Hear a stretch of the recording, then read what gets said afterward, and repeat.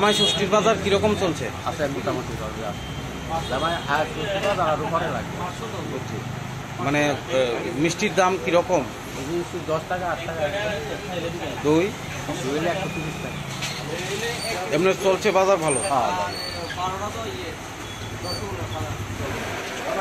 গেছে বাজার তুলনায় কি কি আছে মোটামুটি আইটেম? সব মিষ্টি তো আছে, সব ধরনেরই আছে। কত দাম কীরকম? 10 টাকা রেট আমরা সব।